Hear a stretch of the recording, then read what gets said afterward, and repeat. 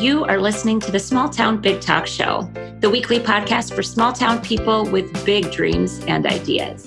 I'm your host, Rebecca Undum, and each week we'll cover a topic meant to inspire, encourage, and empower you to live big in your small town. Although it has its challenges, nothing beats small town living, and we're committed to sharing the best of what's working in the communities we serve. So enjoy this episode, and we hope it helps you to bloom where you've been planted. Today's guest is Aubrey Mathis. She is the author of the recently published book called Confessions of a Small-Town Florist. And she also recently started a new nonprofit called Save the Teacher. And the mission of that organization is to help teachers in rural small-town school districts overcome funding gaps. So having Aubrey on the show, we're really talking about how even in small towns, we can make a big impact. Aubrey has done these two specific things, both written a book and started a nonprofit. And what she's going to do is encourage anybody listening to this episode, if you are sitting there with a dream on your heart and it just won't let go, she is going to encourage you to go for it. She's going to encourage you to think about, well, what would happen if you didn't do that thing? Who is going to miss out on the benefit of what you're trying to create or what you're thinking about doing? She's so inspirational. She's a lovely human being. And I have no doubt that you are going to enjoy this conversation with my new friend, Aubrey Mathis. Well, hi, Aubrey. Hey, Rebecca. How are you? I'm good. How are you? A little chilly. It's 45 in Texas, which basically means it's freezing to us. Mm-hmm. Well, that is just our regular weather up in North Dakota. So welcome to our world, I guess. Yes. No, I opt out of that. Although I do love North Dakota summertime. Both North and South Dakota is one of my favorite places to rodeo when Robert was rodeoing. So, oh yeah, I'll take your summer. Mm-hmm. Yeah, it's beautiful in the summertime. The winter is a whole other story. So I'm so excited to have you on, and I already kind of introduced you. We're going to talk about a general topic, but I think you can approach this from a couple of angles, given that it wasn't that long ago that you authored and published is it your first book, Aubrey? It is my first book of a series. So, okay. Perfect. Yeah. So we'll talk a little bit about that, about your book. And then you also just recently started a nonprofit too in your small town. So maybe for some context, could you tell us a little bit about the community that you live in? So you live in Texas, right? So you just mentioned that, but how big is your community? And then just kind of go. Goodness. Yeah. Well, if you know, it's okay. Yes. Population size, I think there's like tens of thousands of people, but there's probably about 800 people. I'm about 12 miles northeast of Waco, and I'm kind of in between two different communities. So the one community, we actually have a Dollar General. So that's a big thing for us. The community that my children actually attend school, we have a post office. That would be it, the post office in the school. So when I say small, I mean small. Right. But you're close to Waco. There's no place I'd rather be. Yes. I mean, it takes me maybe 12 minutes to get to downtown Waco. I'm probably maybe 8 minutes from McLean Stadium in Baylor. So even though we're far enough out that you can still enjoy, quiet night times and to see the stars, but I'm close enough, to a Starbucks. Right. Well, good for you. I'm very far from Starbucks, but I get to travel to communities that have them often enough. So, we make it work. It's not the end of the world. So, right. Right. Yeah. Why don't you tell us a little bit about your book? What was kind of the inspiration behind it? I haven't read it yet. I'm getting my copy, so I can't speak to what's in it. So you'll have to fill us in, and maybe I'll do a book review on it later or something. So the book is called Confessions of a Small-Town Florist. My mom is actually the florist of our small town. And while she's not the character in the book, some of the stories may or may have not come from working at the flower shop.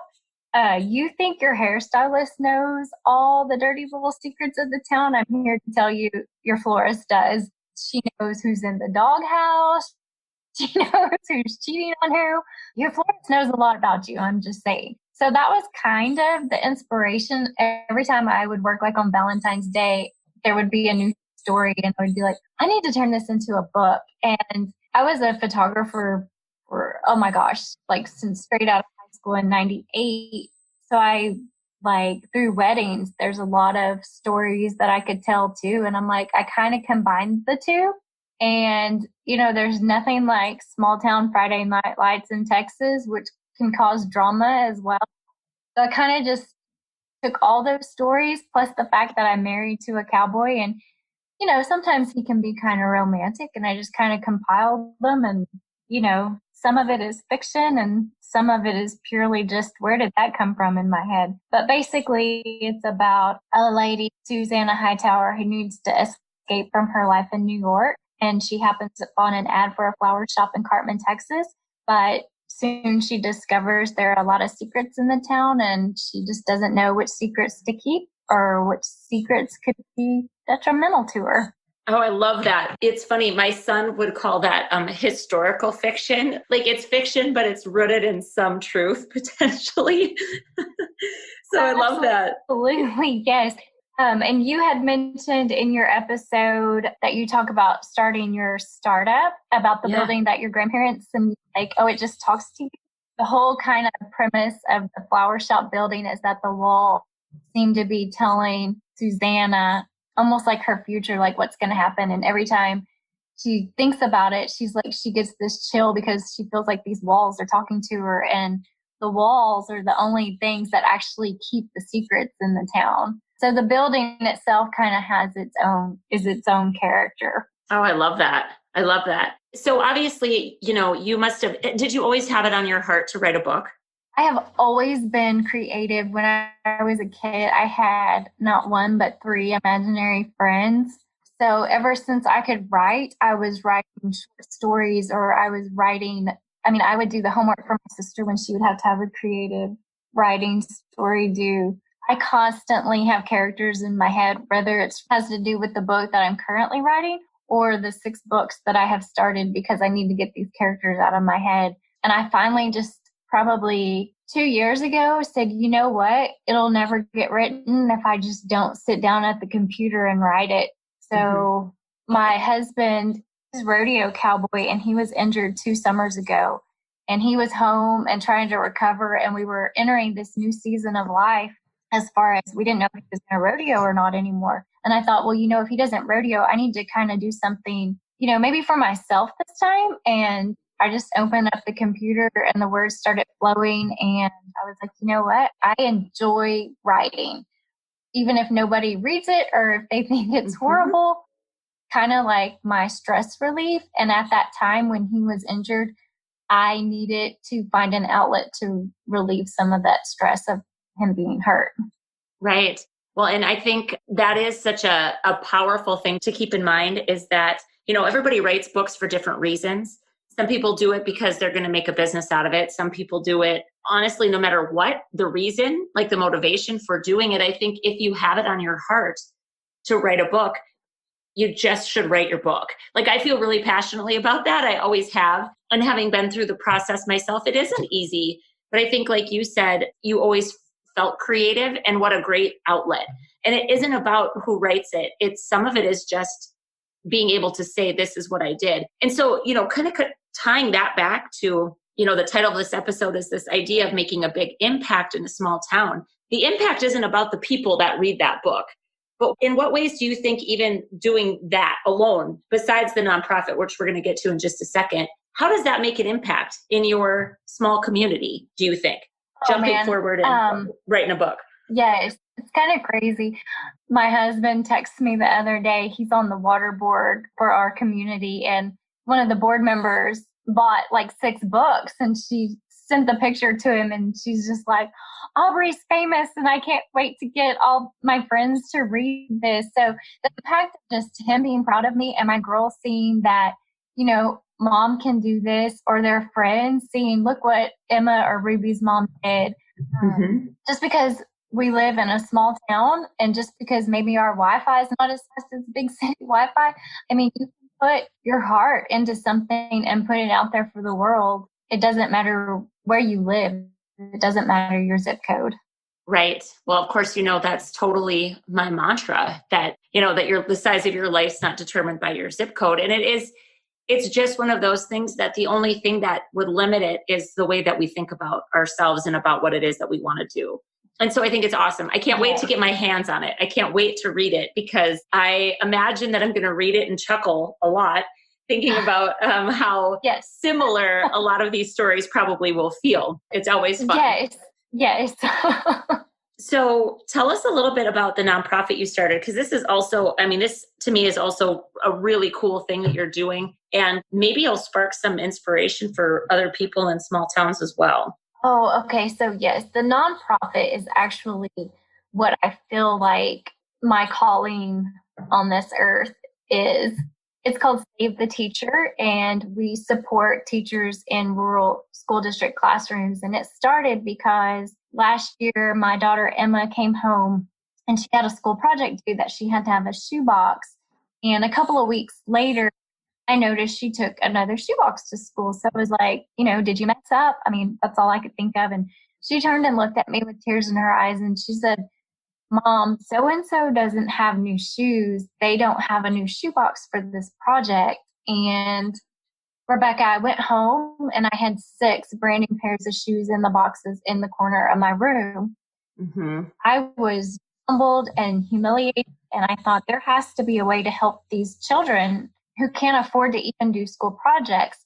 So I ended up meeting with some liaisons in the actual Waco school district to try to find help in the funding. They were super nice and super helpful, but at the end of our conversation, they said, Aubrey, we're going to put this as politically correct as possible. Your school doesn't have the numbers to qualify for much funding, and what they do qualify for is really not worth the time. I went home and all I kept hearing was them telling me that our children aren't worth it. And I went to bed that night and I asked God, how am I going to save all these kids? And he just put it on my heart and said, you're not, but you can save the teacher. And I started thinking about all my teacher friends and how I would run into them at the grocery store and their buggies would be, or grocery carts, depending on where you are super full. And I'm like, man, your kids must eat a lot. And they're like, no, this is for my students, so I know that they don't go hungry. Or the stories I heard of the secretary buying shoes out of her own pocket for kids, janitors who are buying prizes so that every elementary kid can have a prize at the end of the 6 weeks. But Rebecca, what got me was one of my best friends told me, Aubrey, I'm going to be the teacher with the bullet in my head because I'm going back in for my students. And I just kept replaying those moments. And I thought, you know what? Our teachers are underpaid, undervalued, and even by parents who, like me, I undersupport them. Like, I'm not there all the time for them. If my kid's not in trouble, I'm not actively seeking out the teachers to see if they need help. Mm-hmm. And I thought, you know what? This stuff is, they're getting into their pockets to buy stuff for their students, and it's not government funded. And it doesn't matter if they get the whole summer off. They have our children, and they are molding our children and shaping our children into the future. So, a lot of people want to say, oh, they have such easy jobs. And I'm like, you know what? It wasn't put on my heart to be a teacher, have easy jobs, but I will go to the ends of the earth to make sure that they have what they need now. So how does Save the Teacher work? Save the Teacher. So we just had our first fundraising event.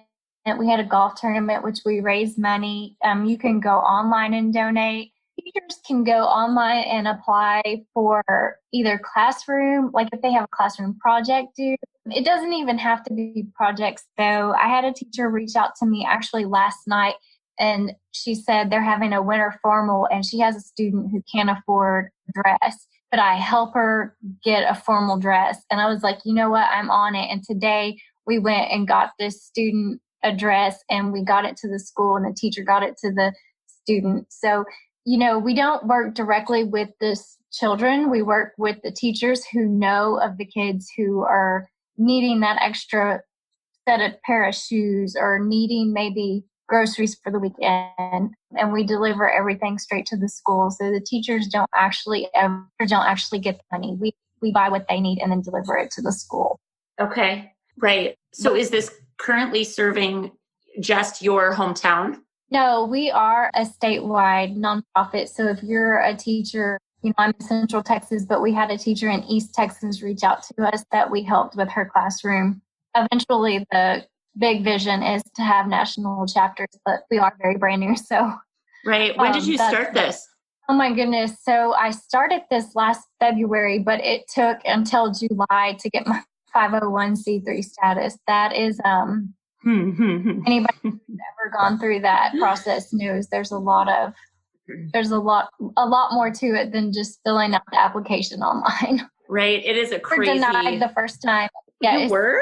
Because we had something checked in the wrong box. Oh. But it takes, it took 2 weeks to figure out that we were denied, and you reapply, and it was almost a nightmare, and I almost gave up on it, but I didn't. And I'm so, it fulfills the part of me that needed fulfilling. Like, the book writing is an outlet and it is fun, but in order for me to have pure joy in my life, this is it. This is what brings me joy, even with the headaches. Right. Okay. So I want to touch on just a couple things, I guess, that came to mind for me listening to you talk about this. You had shared with me earlier that small, rural, and mighty is kind of the slogan, right, for Save the Teacher. Yes. There are things about this that, to the people that are going to be listening to this, there's just a couple things I really want people to take away from your story and what you're sharing with us, is that, first of all, you can be mighty and small. And I think there are times that it feels like, oh, what's the point? Whatever it might be. You're in a small town and you think nobody cares. Either nobody cares or the government doesn't care, like state government or your city government or people. Sometimes it just feels like people don't care. And it can be really tempting to get discouraged, I think, from following your thing because you're so small that it doesn't feel like it matters. But you are sharing such a brilliant example of that. Honestly, caring, it does matter. And sometimes it only has to start with one person. And it all started with your daughter helping one classmate, and I think if more of us would just be open to this kind of thing, and then finding the courage and the perseverance to keep going. Because I recently went through the 501c3 process. There is nothing easy about that at all. It is, it's kind of a brutal process, actually. And at every turn, you have these moments where you're like, oh gosh, I don't know what I'm doing. And that doesn't feel very good either, just being in this place of I really don't know what I'm doing. And yet I think the goal, the title of this episode, is about making an impact. And in a small town, you and I were kind of talking about this, and I'd love for you to maybe share your perspective, is just how far out the ripples go in a small community. It feels like one little thing, it doesn't really matter. But can you speak a little bit to that? Just comparing our actions of individual people in a small community versus what that might look like in a larger town. Oh, yes. So the way I envision it is you have these big towns, or you have or people who seem big in your life. If you kind of imagine them as this giant stone being tossed into a pond, they're going to create big ripples, of course, but eventually those ripples are going to end. But if you think of a small town, and each person in this small town is a little tiny pebble, and you throw us all into the pond, all create these tiny little ripples, that impact is never ending because of all the tiny ripples. So you can be from a small town and make this huge impact. And here lately, I've just been, you read those quotes about not stepping back from what God has called you to do, or to be the person you were created to be. Think about, what if I don't take action on those things put on my heart? How is that going to impact somebody? What if I didn't have the courage to call the lawyer to start the 501c3 for Save the Teacher? What about the person who needed me to do that? How does that impact them that way? If I just sat there and was like, oh, it's not going to matter. But how is that going to affect them? So if I wouldn't have done it, this girl that we got the dress for, would somebody have helped her? I was that somebody. We were that somebody. We came together, we raised money, and just knowing that this weekend she is going to feel part of something and special. Like I said, that makes all the headache worth it. Absolutely. And I think you're so right that I've said this in different contexts before, but I think oftentimes we have to remember that these things that are on our hearts that won't go away were likely given to us for a reason. And, the things that you think about wanting to change or see in your community, the splash or the impact that you want to make, you think about it, you dream about it, you maybe even start to actually take steps to make it happen. Well, again, we can sit back and wait for somebody else to do those things. But if it's on your heart, it's probably because you're the one to at least start it in some way, shape, or form. It doesn't have to be completely you. You don't have to do it all on your own. Yes. But I just think too many times people have honestly really great ideas of things and ideas that they want to bring forward, but they just assume somebody else will do it or someone else should do it. I think a lot of times it comes back to, well, who am I? Right? Who am I to do this? I don't know what I'm doing. And I've said that so many times throughout this process. I don't play golf ever, like have never played golf. And I hosted a golf tournament. See, I didn't do it alone. I found people who, they saw the same vision and mission and they were on board and they did what it took to get it done. I was told no, like a lot, oh, asking for money or sponsorships and you haven't proven yourself yet. I ate a can of biscuits by myself. I've cried in the shower. It's not standing on the stage and presenting, look what I did. There's a lot more to it, but you have to keep in mind what it's for. And the bigger picture is we are small, we are rural, and we are mighty, and we can make a big impact. I mean, without us country kids, the world needs us. Right. And the world, in each small town, every person listening to this, it needs people that will step out and start things. Even if you don't have to have the idea fully baked. You really don't. And I think sometimes we hold off on making progress because we're waiting to perfect everything. And that you will get better as you go. Starting is what needs to happen. You figure things out as you go. And when it's done publicly, that's really uncomfortable, right? Like you might take a step and honestly fall flat on your face and everybody can see it. And that's very hard to get comfy with. And yet that is what growth and that is what success looks like. It's publicly failing and rising again. It's not the smooth, easy road where everything works out beautifully. Do you feel like you've experienced some of those? Does it feel very public for you right now? It feels very public for me right now. And I guess I'm at the stage where even people are like, oh, you wrote a book. I want to write a book someday. And I'm just like, just do it. It's hard for me because I am an action taker as far as this is what I want to do. I'm just going to do it. I'll Google it and I'll figure it out. So I have a hard time being like, well, just do it. Like, that's what I want to tell people. Like, you can do it, but it's hard to find your people who kind of rally around you like that or have the same kind of mindset in a small town. And I'm not putting down a small town, but we do have the title small town mentality for a reason. Right. But I think that's what you're trying to do is like, look, just because we're here, like, let's just stop. We can do it. We are small, but we can do it. And I think the more of us that come out and are proud to be from a small town and really promote that mindset, I think we can change the small town mentality to a powerful mentality. I totally agree. And I've said this before that it is a narrative. And right now we aren't controlling the narrative, so it is a matter of the people that are doing kind of bold and different and maybe new things in small towns.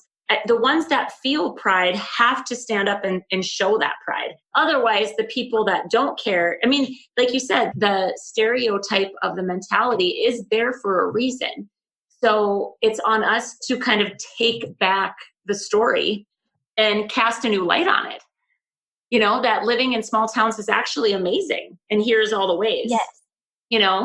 Right. I could say all day long that I started this nonprofit and I wrote a book and I'm from Waco, because that sounds right now a lot more glamorous than Mart. Right. I could say I'm from Waco all day long, but that's not where I am from. I am a small town girl. Right. Right. And I think that what you just touched on, I still wrestle with that sometimes. The tendency or the desire to cast a light on the work I'm doing in a sexier way than what's true, like fully true. Like you just said, you're so close to Waco. You could absolutely say you were from Waco, and it's not even entirely a lie, but it isn't the truth. So those are differences, right? Like it's like a shade of the truth versus the actual truth. And so I struggle with that still, wrestle with that still. When people say, like, what do you do? And I don't just do one very simple, easy to answer thing. Like, I can't just say, like, I'm an accountant, because that's not the work that I do. But like that hesitancy just to lean all the way into it, I still sometimes wrestle with, but I've come leaps and bounds, I would say. And this podcast is a huge part of that. I love getting to spend time with people like you that are helping to reshape or take back that narrative of what it means to live in a small town. Because we're not just the stereotypical closed-minded, apathetic, mediocre. Like that's not who we are. Yes. And I don't even think that's the majority of people in my community, to be honest. I really don't. No. And I think I love being around, my oldest daughter is about to be 13, which means we're just in a whole new season, and just being around the girls that are around her, I'm like, I can see, which is, this is just reality. I can see almost their futures by looking at their parents. So I really kind of go to those girls, and, I follow them on Instagram, and I'm constantly like, you know what? Do you want to be a photographer? Let's figure out how you can be a photographer. I believe we can change it. I believe we can change the way people perceive small towns. And I go back towards girls, because I have girls and I was that small town girl. Like, I believe we can put it on their hearts to have big dreams that they can actually accomplish, even though the town says they can't. Right. And, along with that, I think as a mother too, I think a lot about making sure that my children know that if they'd ever have the desire to move back here or to a community like ours, a small town, that doesn't mean that that's not successful. That success doesn't only mean that you move away to a big town and stay there. That success can be achieved right here on Main Street. And again, not to say that that's what I want them to do. I just don't want them to believe that they can't have a successful life and a small town life. That they're not mutually exclusive, basically.